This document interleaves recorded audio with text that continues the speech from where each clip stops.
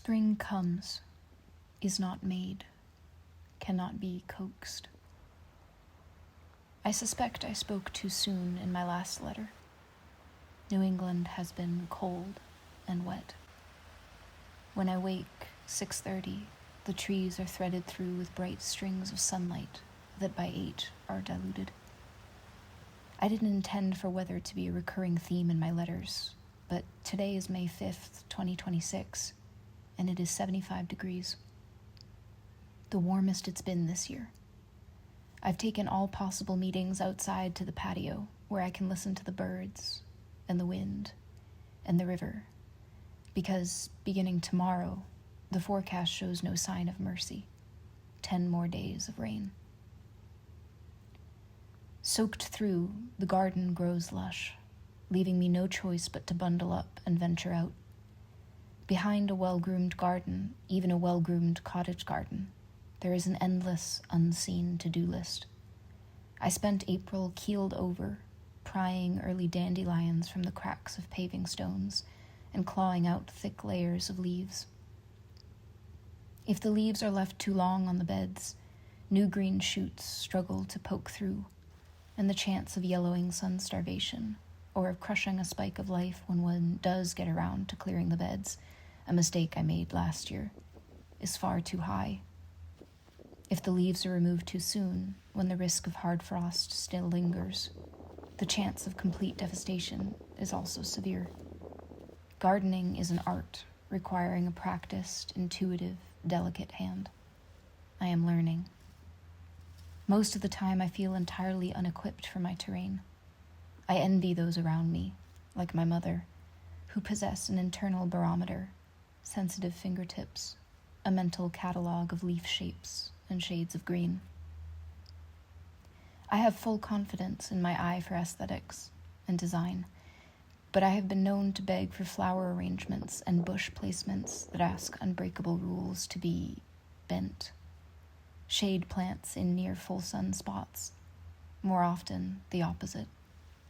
Honestly, my need for symmetry and order likely better suits an English garden, or perhaps the gardens at Versailles, than this sprawling hill, half manicured, half wild.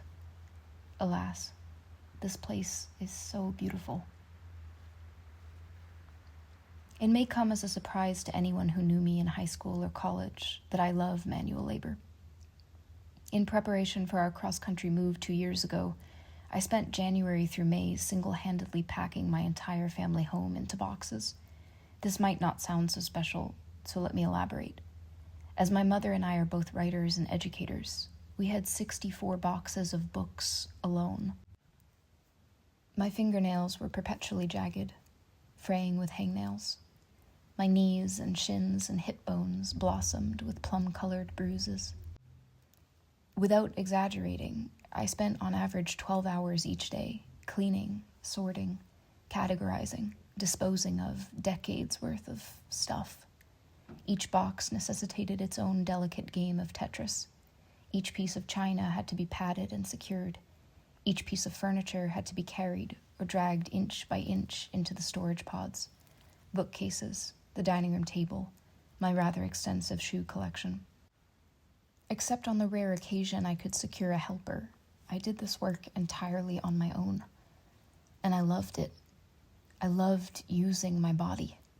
I loved feeling the sweat roll down my spine, the muscles in my shoulders and arms get stronger, strong enough that I could isolate and target them to lift a certain item in a certain way to a certain height. I loved my hands, the emergence of bluish veins rippling beneath my tattoos. Usually afraid of stains and wrinkles and overwearing delicate fabrics, I loved throwing the same clothes on day after day with no risk. I loved that when I stepped out of the shower at night and saw my body silhouetted in steam in the mirror on the back of the door, my first thought had nothing to do with the state of my hourglass, and everything to do with how strong I looked. Manual labor taught me that my body had other uses than being seen. When we moved in that August, I had to complete the whole process in reverse. Each box had to be removed gently from the storage containers for fear of breaking something in the home stretch. Each piece of furniture had to be finagled through new door frames, down new hallways, all efforts made to preserve the historic floorboards. All of this before any interior design occurred. Essentially, I spent the better part of 8 months in a maze of things. Forks I've used every day since I could chew. Trinkets from my mother's childhood I'd never seen. 200-pound solid wood bookcases, one of which tipped and was caught only by the scoop of my clavicle. And I loved it. I felt useful. Drawing the covers at night, I knew my exhaustion was earned. I felt connected to my body. Here on the hill, I use my body differently depending on the season. Taking the trash out requires I drag 2 bins down a 1/4-mile dirt driveway. Mowing the lawn is a 4-hour endeavor. The apple trees must be pruned when there's still snow on the ground. When the firewood is delivered in September, I cart it wheelbarrow load by wheelbarrow load, 75 last year, to the shed where it will be most accessible during a blizzard. Living as I do in Massachusetts, the ground is choked with boulders. If I want to plant anything substantial, I'm faced with a full excavation project. I spent nearly 40 hours clearing 17 beds of leaves and sticks and weeds and the abandoned winter dwellings of chipmunks and rabbits and toads and bumblebees. My hands are calloused. The blisters of raking have burst and domed and burst again, soaking my soiled gloves from the inside. The rain sticks my hair to my neck. My forearms burn. With every arc and yank of the rake, the muscles stretched across the sides of my abdomen clench and contour. I'm out by 7:30 in the morning. I work rain or shine. When I look up after a hard morning's work to see dark soil dotted with distinct shoots of green where, 4 hours prior, there was a sogging, near impenetrable marsh of brownish leaf matter, I feel a genuine sense of pride, of accomplishment. I imagine long days of summer, lemonade, peaches, plump tomatoes, thickets of kale and rhubarb, ancient trees, how green, how blooming.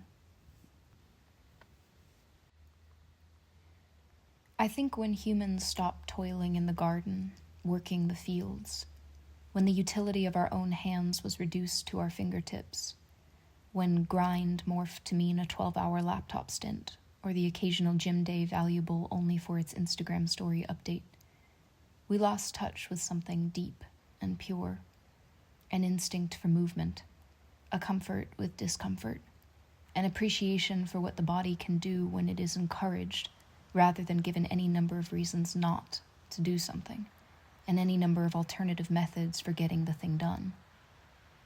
What the body can do when there is no other choice. The firewood must be moved. The bare root roses must be planted. The soil must be weeded if it is to bear fruit. Sure, I could hire someone to landscape, to clean, to carry. I could rely on floorboard heating, allow the fireplace to rust infertile. But I'm convinced this isn't the point. Perhaps my willful self-sufficiency is rooted in the fact that I grew up on food stamps, watching my single mother fight my tech bro father for a pittance. Or perhaps humans have been duped into such a state of anesthetized laziness we don't even realize our souls have been sucked out by our screens and our machines, by the ease of Amazon and the privilege of hired help. For example, yesterday I opened one of my own poems as a PDF. Across the top of the screen was a stubborn black bar informing me that my document, mine, a poem I wrote, a poem that has won awards, a poem that took me 2 years to get right, appeared to be very long. And did I want Adobe's AI to summarize it for me? I want to ask the people building AI software, haven't you ever taken a poetry class? Don't you know that there is no such thing as a summary of a poem?